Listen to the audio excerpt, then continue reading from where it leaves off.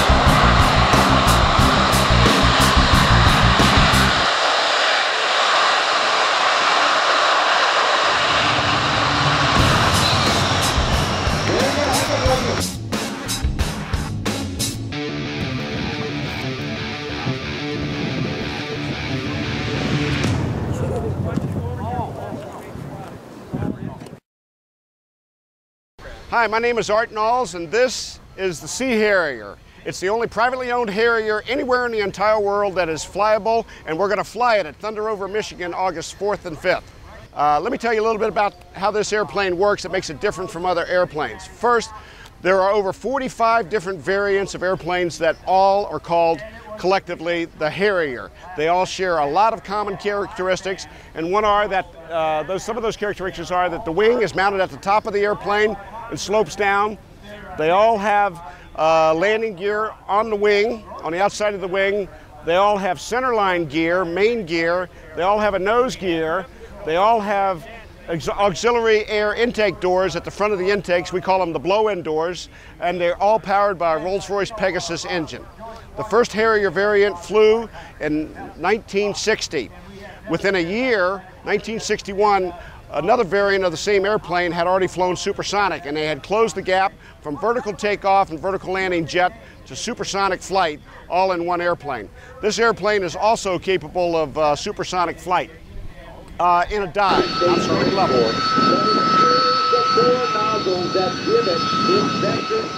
This particular model of the Harrier is a Sea Harrier FA2, was designed specifically for the Royal Navy for use aboard ship.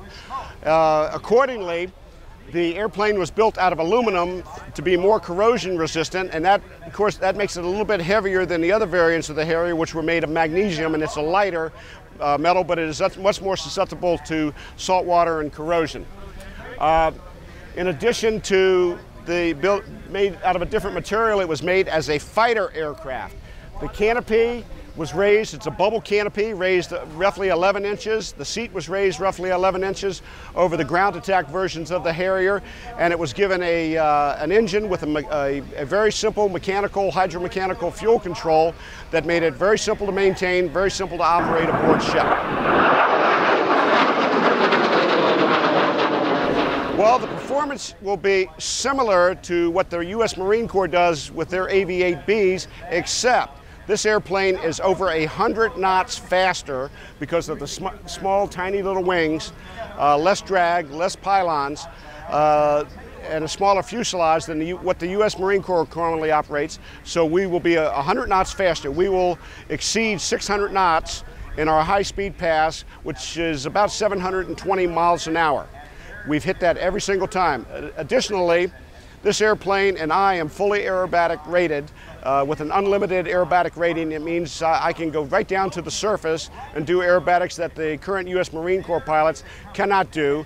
And I do two other maneuvers in the hover that the U.S. Marines do not do. The first one is I back up, raising and lowering the nose as I back up, and I call that the moonwalk.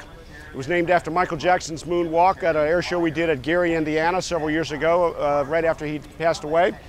And the last maneuver I'll do is I point toward the crowd in a hover, and I will do a bow to the crowd where from a hover, a 100-foot hover, the nose of the aircraft will dip approximately 45 degrees down and then return back to the hover with the airplane being stationary. The Marines can't do those maneuvers.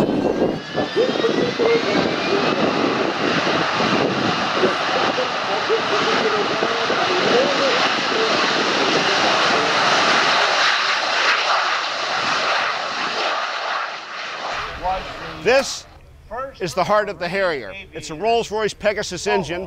This is a Mark 104 engine, and it produces 21,600 pounds of thrust on a standard day and on the test cell. This airplane, as it is right now, fully fueled with fuel, weighs 18,800 pounds fully fueled. That's a thrust to weight greater than 1.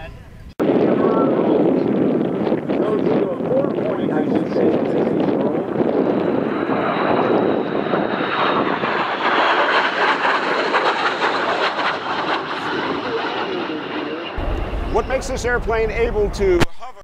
We take the exhaust and exhaust it through 4 rotatable exhaust nozzles. They rotate from straight aft, down through 90 degrees, and past 90 degrees, slightly forward. They are all connected in unison, activated by a single lever by the pilot's left hand. So with just one hand, the pilot has the capability of taking that 21,000 pounds of thrust and rotating it from straight aft when the airplane is in conventional flight down through 98.5 degrees, where the airplane will actually back up in the hover, or it will back up in the air too, as a matter of fact.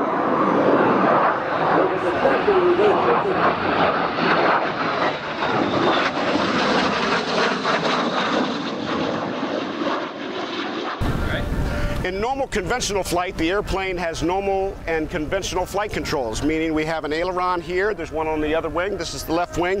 When this control is deflected down, the aircraft will roll to the right.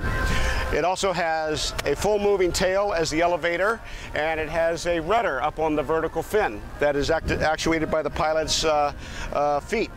Those are conventional flight controls. But in the hover, there's no air flowing over these flight controls, and they're completely ineffective. So we augment them with what is called a reaction control system. We duct some of the high pressure compressor air from the Pegasus engine out to the wingtips. There's a tube coming down through this wingtip, and we have a control that is connected directly to that aileron. It's transparent to the pilot, and as that aileron moves down, if the pilot were to roll to the right and deflect that aileron down, this puffer duct reaction control would open up, shoot a jet of high pressure air down, and the aircraft would roll to the right, whether it's in the hover or whether it's flying conventionally. There's a similar control at the tail of the airplane that's connected to the rudder. It controls the nose movement left to right in the hover and at slow speed. And there's an additional one in the tail and the nose that point down to help control the airplane in pitch. Again, all of those are connected directly to the conventional flight controls and are completely transparent to the pilot. He just moves the stick. He doesn't have to do anything special when he's in the hover. If he wants to go left, he moves the stick over to the left. The airplane rolls a little bit, his thrust vector is angled, and the airplane starts sliding to the left. In order to do one of my maneuvers in the hover called a pedal turn, a 360-degree turn while the airplane is hovering, I simply put in a boot full of rudder, and that opens the duct in the tail, and the aircraft will swing around on its cushion of jet exhaust while it's hovering. The cockpit is very conventional for a 1980 vintage aircraft. It has a control stick in the center of the cockpit. That's just like any other conventional aircraft. Move the stick left, the aircraft rolls to the left. Move the stick right, the aircraft rolls to the right. Pull the stick back, the aircraft pitches up and climbs. Push it forward, the aircraft will pitch down and descend. On the left-hand side, there is a conventional aircraft throttle, but there is one additional lever. That's the nozzle lever. It's inboard of the throttle, and that single lever manually allows the pilot to move all 4 exhaust nozzles. So when he's moving that lever, he's really moving 21,000 pounds of thrust around. And it is possible to make a mistake. If the pilot were to rotate the nozzles aft from the hover too quickly without allowing the wing lift to build up, the aircraft will simply fall out of the sky. It will do exactly what the pilot tells it to do. This aircraft once had weapon systems in it. The fangs have been removed. It's basically a civilian cockpit. It has a civilian navigation system, a GPS, very similar to your automobile, and it also has an electronic flight information system instead of a heads-up display, which is a pictorial display of heading, altitude, airspeed, angle of bank, and essential information in order to fly the aircraft. It's augmented by a bunch of round dials. The biggest one is the airspeed indicator on the left-hand side of the instrument console. Notice it has two hands to it. The small hand, every time that goes around, the small hand moves for another 100. And the big hand is the increments less than 100. So that airspeed indicator reads accurately from 38 knots all the way to 700 knots. And this airplane is fully capable of using 650 of those knots. There are also a large assortment of very small gauges scattered throughout the cockpit. There are over a dozen gauges that are the size of a U.S. quarter. The very important one is on the right-hand side next to the canopy bow. That is duct pressure. That powers the reaction controls that we spoke about earlier, and it's high pressure but also high temperature air going out to those wingtips and the nose and the tail. That gauge has to read 0 during conventional flight, and it has to have the appropriate reading on it for hovering flight. So that is checked every single takeoff, every single transition, every single landing. That duct pressure gauge is checked, and it's probably checked multiple times out of pilot habit, and it's about the size of a U.S. quarter. The airplane is also different in that there's a gauge in the cockpit for water quantity. We carry 50 imperial gallons of distilled or demineralized water in the back of the airplane. That is injected into the engine for additional thrust augmentation, especially on hot days like today. And we will use that 50 gallons of water in 90 seconds.